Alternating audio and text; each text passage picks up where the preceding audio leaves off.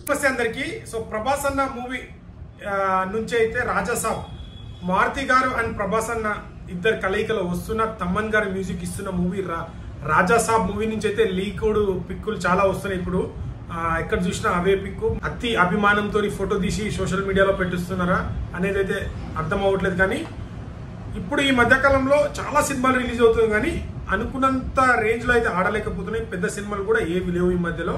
So ఇప్పుడు వచ్చే దాంట్లో పెద్ద సినిమా అంటే మనకు కన్నప్ప ఉంది, ప్రభాస్ అన్న దాంట్లో యాక్ట్ చేస్తున్నాడని దానికి కూడా బజ్ ఉంది. దాని తర్వాత రాజాసాబ్ అయితే మనకు ఇప్పుడు రిలీజ్ అవుతుంది, పెద్ద సినిమా. పాజిటివ్ టాక్ వస్తే ఖచ్చితంగా 1500 కోట్లు అయితే కలెక్ట్ చేస్తుంది ఈ సినిమా.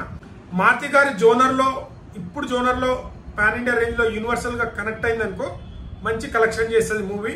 సో లీకుడ్ ప్రాబ్లం ఉంది. సో ప్రభాస్ అన్న లుక్స్ కూడా చాలా బాగున్నాయి. ఇది ఒక కామెడీ అండ్ హర్రర్ జోనర్ లో నడుస్తుంది మూవీ. అంటే లాస్ట్ టైం కూడా యాక్చువల్లీ రాజాసాబ్ ఇప్పటివరకు రిలీజ్ అవ్వాలి, విఎఫ్ఎక్స్ గ్రాఫిక్స్ కొన్ని సాటిస్ఫై లేరు, అందుకనే కొద్దిగా లేట్ అయింది.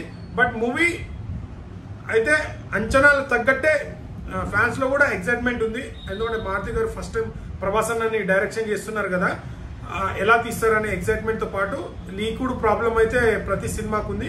మరి చాలా లీకుడ్ పిక్కులు అయితే బయట వస్తున్నాయి. సో ఒకవేళ రాజాసాబ్ వస్తే రికార్డ్ క్రియేట్ చేస్తుందా లేదా కామెంట్ చేయండి.